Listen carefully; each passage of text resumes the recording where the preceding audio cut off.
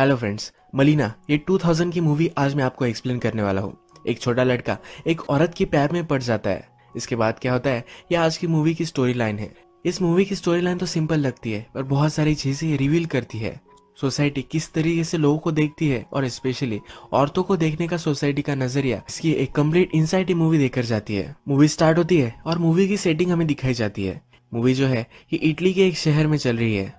हमारा main character एक छोटा लड़का रिनेटो हमें दिखता है। इनकी कंट्री में वॉर का ऐलान हो चुका है, पर आज उसे बाइसिकल मिली है तो ये बहुत खुश है।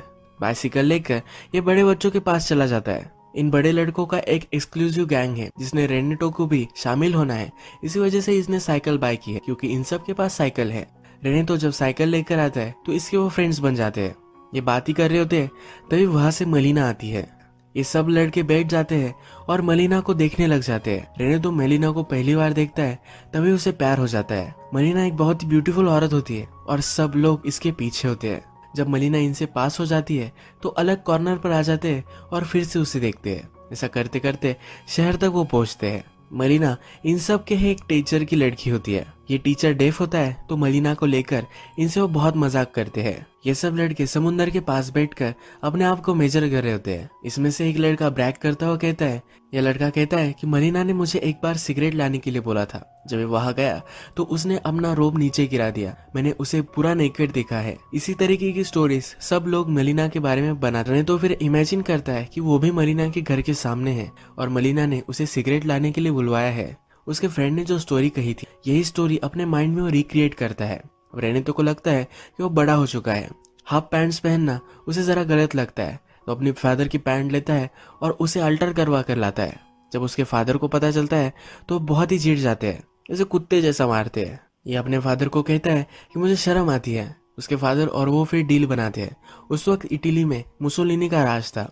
इसके फादर कहते हैं कि जिस दिन मुसोलिनी मर जाएगा उस दिन मैं तुम्हें पैंट दिलवाऊंगा। रेनेटो भी इसके लिए मान जाता है। रेनेटो रात में जाकर मलीना के घर में एक होल बनाकर देखता है कि उसके घर में जल क्या रहा है। मलीना अपने घर में अकेली होती है। उसका हस्बैंड वॉर में चला गया होता है।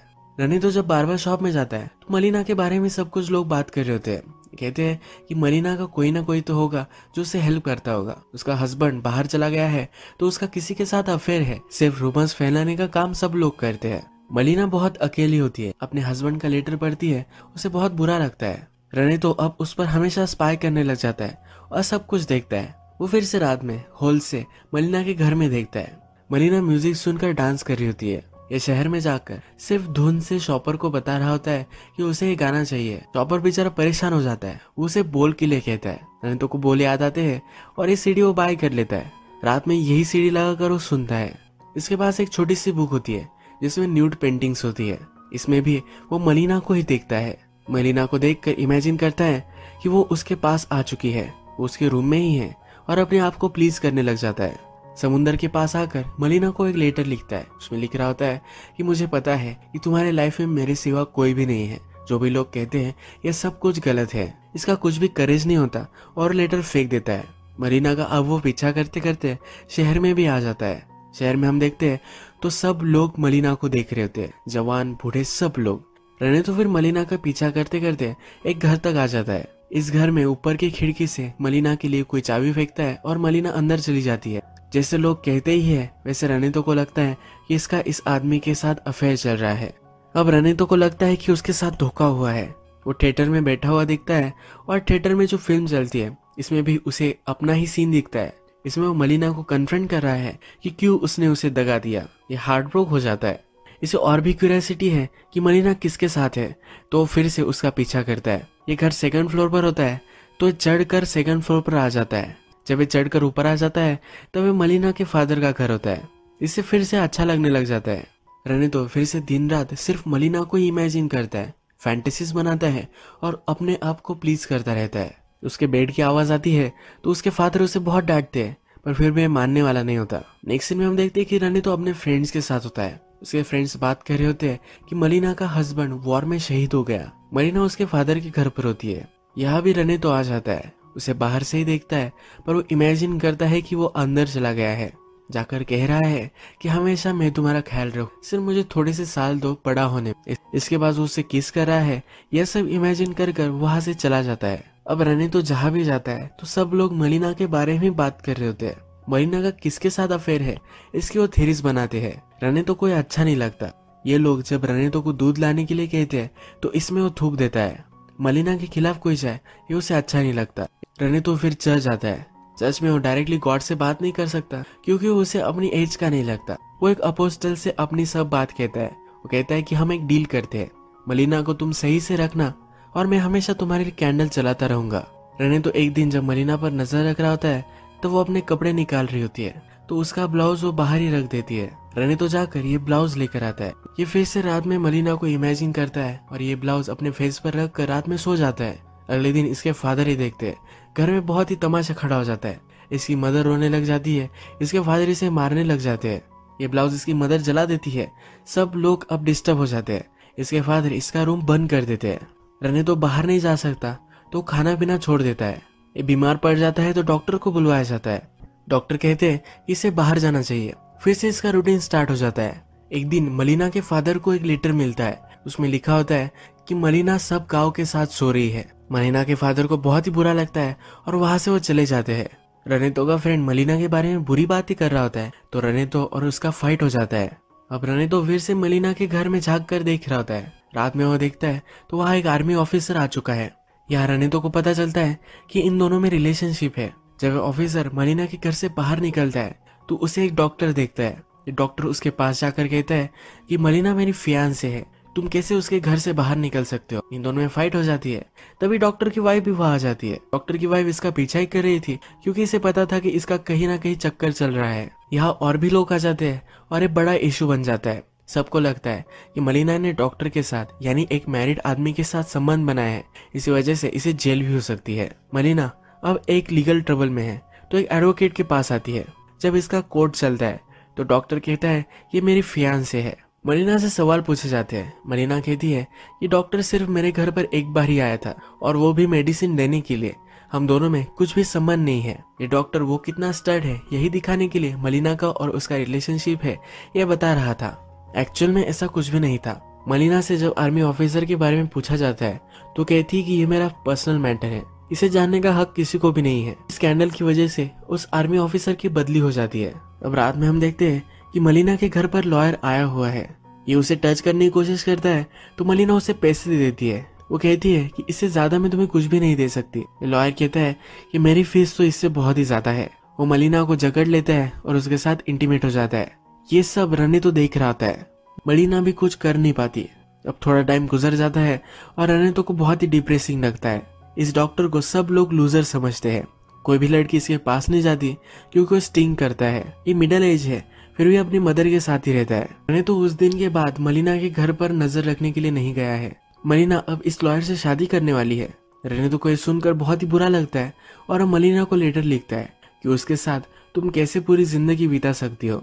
उसकी टीचर उसके पास आती है और यही सवाल वो अपनी टीचर से भी पूछ लेता है। उसे लगता है कि वो मलिना ही है। ये यहाँ बहुत मार खाता है।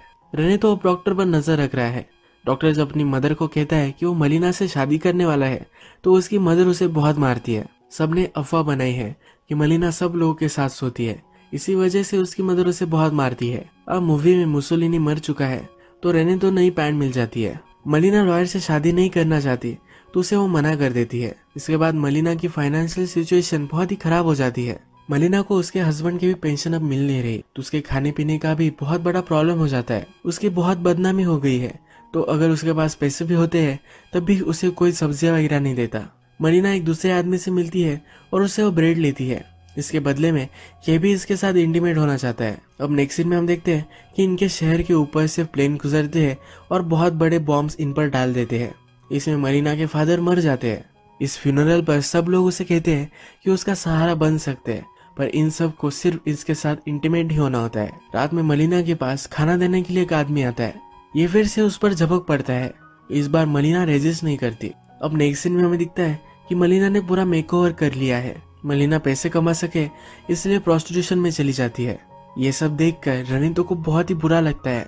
ये डिप्रेस्ड हो जाता है, कुछ भी खाना पीना नहीं कर रहा होता। सबको लगता है कि भूत ने इसे पछाड़ लिया है। इस पर सब ट्रीटमेंट होती है। चर्च में भी इसे लेकर जाया जाता है। पर ये सब कुछ काम नहीं करता। रनितो के फादर समझ जाते हैं कि इसकी बीमारी अलग ही है। इसे डायरेक्टली वो रेड लाइट एरिया में एक प्रोस्टिट्यूट के पास लेकर आते हैं। जब ये प्रोस्टिट्यूट रनिता के साथ होती है तो इसे लगता है कि ये मलिना ही है। वो मलिना को ही इमेजिन करता है। अब थोड़े दिन गुजर जाते हैं।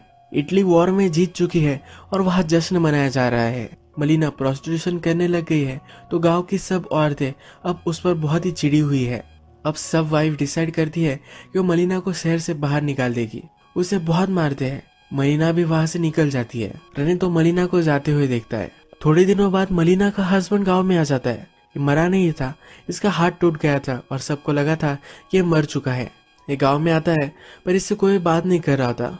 जब वह अपने घर पर पहुंचता है तो वहाँ इमिग्रेंट्स रह रहे होते हैं। ये फिर आर्मी के ऑफिस में आ जाता है। यहाँ उसे बताया जाता है कि मलिना प्रोस्टिट्यूट बन चुकी है। इसे बहुत ही दुख होता है। ये नीचे आकर अपने कुछ फ्रेंड से बात करता है, मलिना के बारे में पूछता है। ये सब कहते हैं कि किसी रेड लाइट एरिया में होगी। ये इसकी इंसल्ट करते हैं। हस्बैंड और उनकी फाइट हो जाती है पर हस्बैंड ही गिर जाता है। उसका हाथ टूटा हुआ है तो उठ नहीं सकता।